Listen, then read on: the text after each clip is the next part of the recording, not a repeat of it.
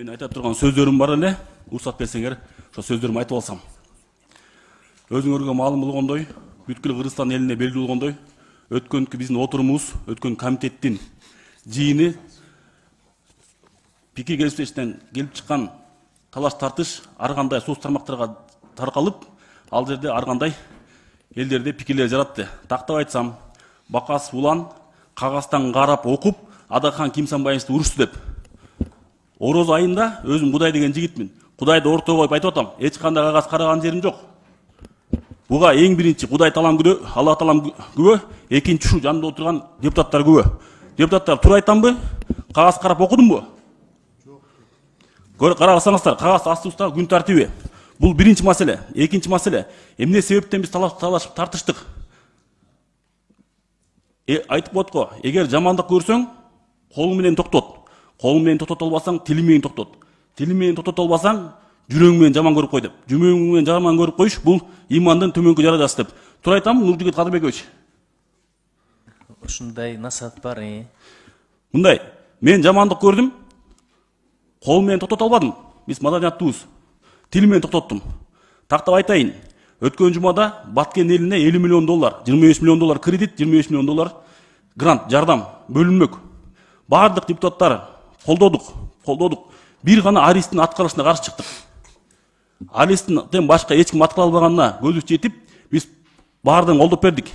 Бир гана бул жерден Адахан Кимсанбаевич каршы чыкты ошол проектке.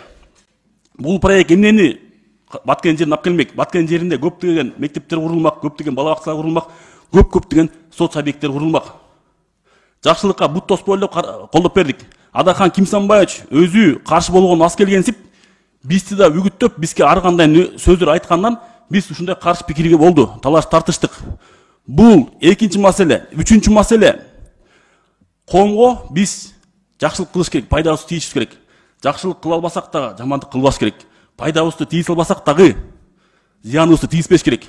Ушул жерде шайланып келген 90 депутаттын 89 депутаты бардыгыбыз аз да болсо өзүбүздүн мекенибизге, Кыргызстаныбызга шайлаган шайлоочуларыбызга, округтарыбызга кызмат кылалы деп чуркап жүрөбүз. Бир гана Адахан Кимсанбаевден көрдүм андай кылбаганын.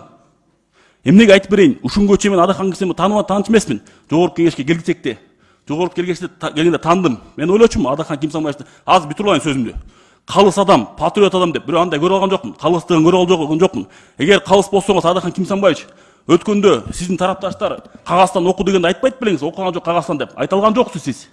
Калыстыгыңыз бияктан көргөн жокмун.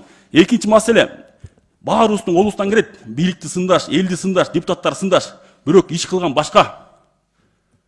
Канча деген Кыргызстанга жакшылык келип атса, ошого бут тоскон кишиге кантип мен патриот деп айтам, кантип мен калыс сөзүмдү айта алам. Бул ошондой. Сөзүм акырында айтайын деген урматтуу кыргызстандыктар, анын ичинен урматтуу Адахан Кимсанбаевдин тарапташтары, колдоочулар. Сиздер өзүңүздөр байкасаңыздар, кандай мыйзамга каршы болуп жатасыңар? Адахан Кимсанбаевди колдоңуздар.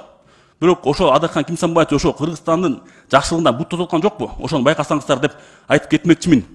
Сөзүмдүн акырында мен эч кандай кагаз карап окубайм. Өзүмдүн оюмду сүйлөгөнгө сүйлөй алам. Кээ бирлерди болуп чечен эмесмин, бирок өзүмдүн мен позицияма туруктумун. Туруктуу позициям бар. Адахан Кимсанбаевич, сизге айтып кетермин. Өзүңүз айткансыз, эч кимге комментарий бербейсиз деп. Бирок комментарий бердиңиз. Мындай бизге комментарий бергениңизди токтотуңуз. Жана акыл үйрөткөнүңүздү токтотуңуз. Билесиз, мен сизди эмнеге сыйлабарымды айткам комитеттин отурушунда. Мындан кийин комментарий берсеңиз, бир нерсе айтсаңыз, ошону элге жарыялап берем, эмнеге сыйлабарыңызды. Эл да сизди сыйлабай калат. Рахмат, чоң рахмат.